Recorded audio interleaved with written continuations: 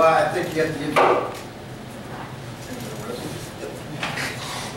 I think you have to give Creighton a lot of credit.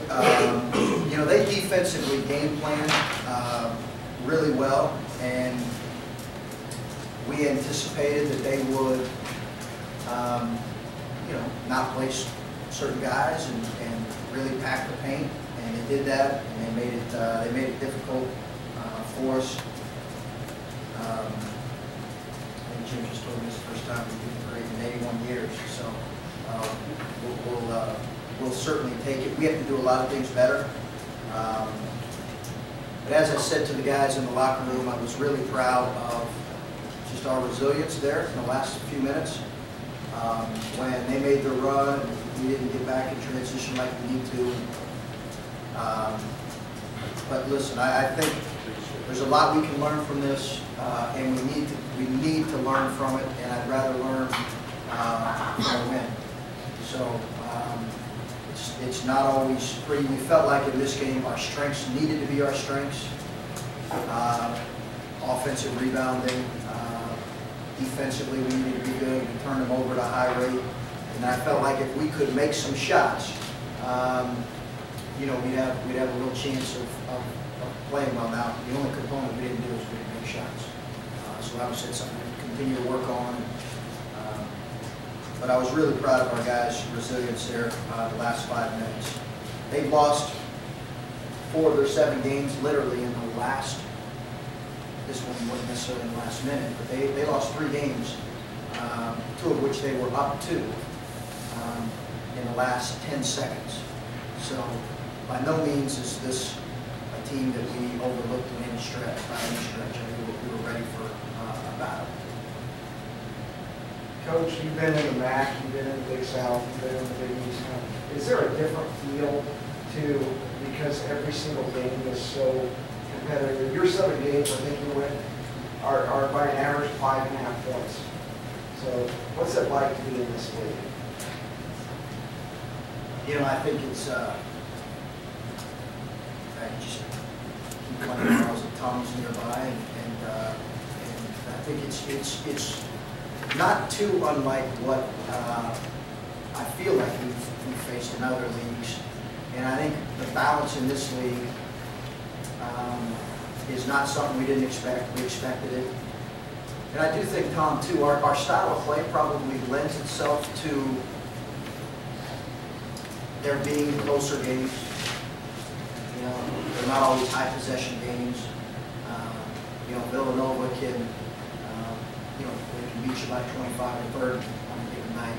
Our style of play probably lends itself to being a little bit more of a closer game. And that certainly gives us, you know, that's who we are. That's really who we are, and we're proud of that. So I think a lot of nights it's going to be a grind for us, and our strengths have to be our strengths, more so than what they were tonight. But again, I don't want to take anything. I just thought, you know, as I told the guys in the locker room, I mean, how proud can you be of a senior who makes 2 free throws? I don't know how much rim he hit on either one. And that's a huge, huge moment for him, and a huge play.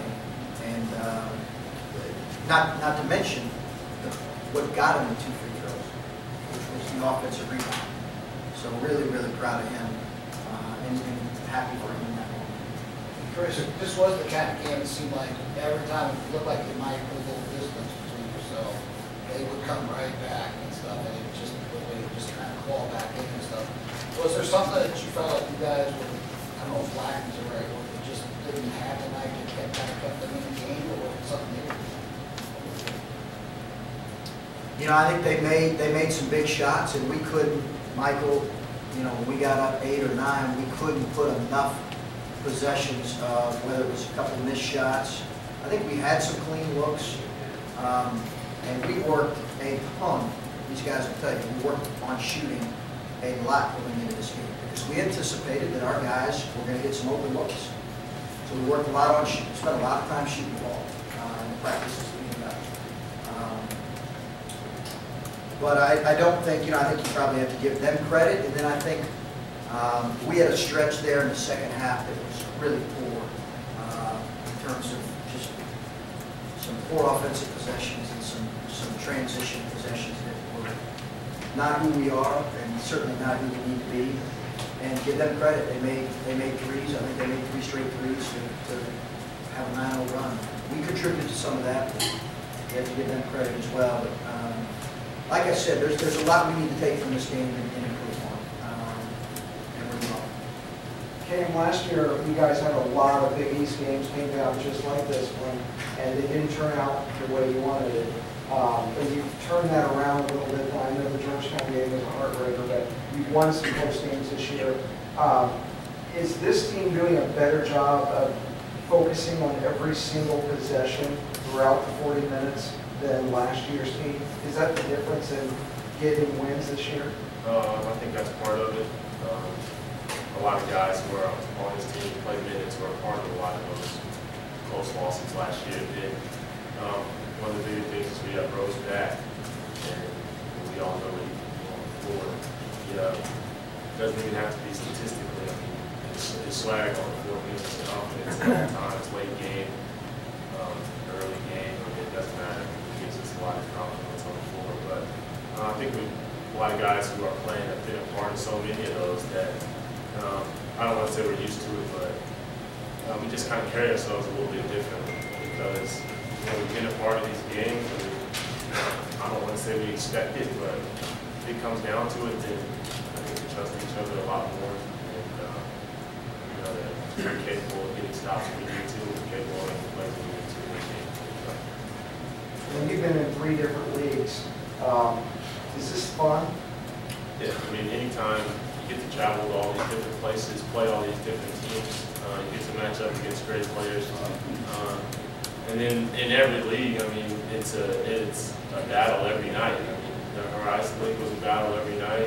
A-10 was a battle every night. Big East is a battle every night. We're studying these teams and we're trying. You know them probably better than other teams in the conference. You'll tell playing twice and you'll see them a lot more. So it's definitely been a lot of fun. I wouldn't say it's been typical 4 years for a college athlete, but I love it. Coach Duncan, you talked about that resiliency that you should have talked about, especially after you told me kind of as a team, we don't want to lose in the game. The transition, we were giving up too many open threes, so I started telling our team, we got to come together, we got to pick up stops, we got to keep running hard all the time. We can't get down or whatever. They tied the game, we just got to keep on running hard and keep our heads up. So we got a tough group of guys this year. We'll be in a tough situation, we can pull it out. At Georgetown, you obviously scored last year, had a tremendous game, but then tonight you obviously scored as well. But it seemed like it was a little bit more of an all-around game with the rebounds and assists tonight. Again, just the flow of the game, or was there something going on along the way? I'm reading how the defense played. In Georgetown, they were kind of guarding me tougher and covering Kellen and Barlow, so I had to land my load. This time they were sacking off me and loading up in the paint. I could hit through for open threes, I count for the lob, so I'm just reading how the defense plays before we get in. Coach, I think Kellen has 4 makes in the last 60 minutes. What do you got to do to get him going? I don't think it's anything, honestly. He had some clean looks tonight. We can go back and look and see how many of them were clean. Our guys are doing a good job screening for him. I don't think it's anything he needs to get worked up about or we need to. He'll get on the roll. He'll make plenty of shots. We have complete confidence in him. I think he had, like I said, he had some clean looks tonight, and they just didn't go down for him. That happens. That happens sometimes. It's rare for a guy that shoots it as well as him, but it happens. It happens to the very best shooters. And I don't really think there's anything other than continue to do what we do, and he's got to continue to take good ones. We're glad to see him be aggressive tonight. It really was. Is there a positive you could take in that you're 5 seconds away from being 2-0 with Kellen having 4 makes in 60 minutes? Yeah, I think so. Teams game plan. 80 minutes. It's worse than I thought. Yeah, teams game plan for him quite a bit, and we want him to stay aggressive. He's doing a good job passing to the open man when he gets double teamed or trapped. So I think he's going to be fine. He's going to be absolutely fine. He's going to continue to stay aggressive. He did that tonight. Just a couple shots did go down for him. So is your balance offensively better today than it was November 20th, 21st, whatever? For sure, I think so. You know, we've said when we have balance, we're going to be really hard to beat. And we weren't obviously as efficient as we needed to with certain guys. But I like how we're sharing the ball, 14 assists, 9 turnovers, was good. And obviously we could have a few more of those. But, you know, we just need to continue to get in the gym and work on our offensive efficiency and work on making shots. Chris, against Georgetown, you sat Alex for that last 3 or 4 minutes of the first half when he had foul trouble. And Georgetown made a little bit of a run on you, kind of got back in the game. Tonight, I was wondering if you were going to sit him or not, and you did. And this time, a lot of man out there came through for him in a big way and stuff. Just averaging him. What was your thought process there? Did you think about riding with those guys, or did you say, look, I can't? Well, I've worked for guys that have had a hard and fast rule on 2 fouls and sitting in the first half. I've never been a believer in that. I trust these guys. They make the right decisions. And I think if you automatically sit a guy for the rest of the half, I've done that. It kind of depends on the flow of the game.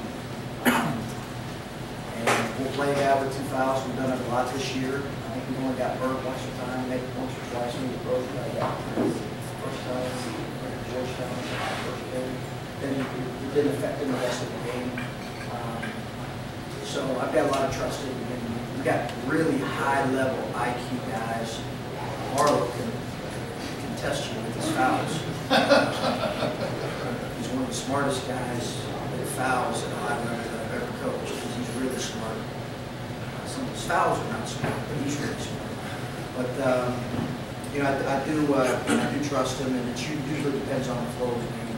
How guys are playing behind him.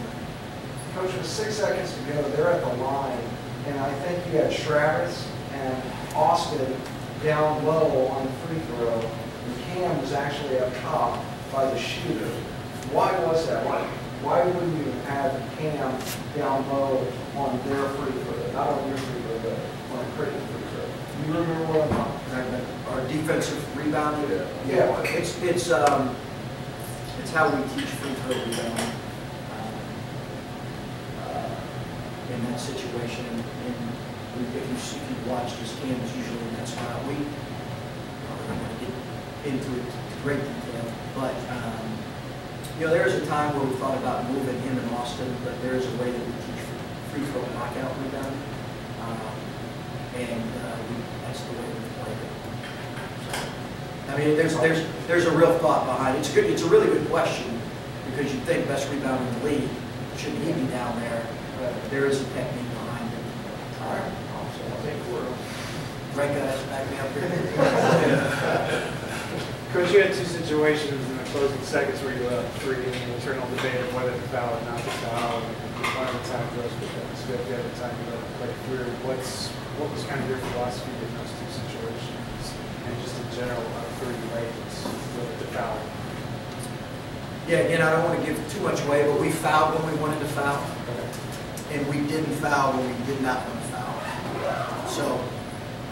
Is there any consideration, since you had multiple guys in with 4 fouls, and maybe getting somebody in there that wouldn't pick up his fifth in that situation? No, I think there might have been in a different situation, but we were really just playing, and I love him as an inbounder, and I told him I didn't necessarily want him to be the guy that fouled, but we knew we had multiple guys with 4 fouls, and we were going to live with that. We were going to commit to play. You know, those are situations you debate in the summer coaches for hours, not just that. You know, you go back and forth, and then you commit to it. You commit to this is how we're going to do it, and if we lose, we lose, but this is how we're going to do it. And our guys executed that situation, those situations really, really well. Really, really well. Kameron, there towards the end, second half, the crowd kind of got flat, and then once you guys kind of got back into it, they started getting back into it a little bit. How much do you think a crowd, especially students, impact the way you guys play? I mean, I think it's a big part of the game. Every time you go on the road, you know, we always talk about road games are huge and road wins are huge because they're difficult environments, especially in the Big East. A lot of times there's a lot of people in the stands, they're really loud, and the crowd can really pick a team up, put the other team down. So, you know, when we play in this building, it's one of the messages we always say before we jog out there is we got to protect our floor. So, that's something, I mean, we practice on this floor every day, and, you know, we obviously have the rhythm in there, and we get the fans behind us, it just really creates atmosphere that's, I think, tough for other teams to play. So, they're definitely one of us, you know, anytime we get some noise going in here, we feel like it makes it difficult for them, and it takes it watching them up. And how do you think Butler's crowd is compared to some of the other ones that you've played in this year on the road?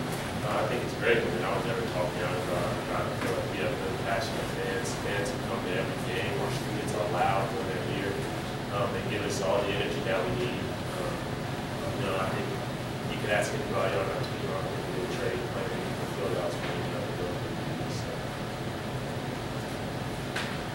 Anything else for coaches and players? Thank you, guys. Thank you.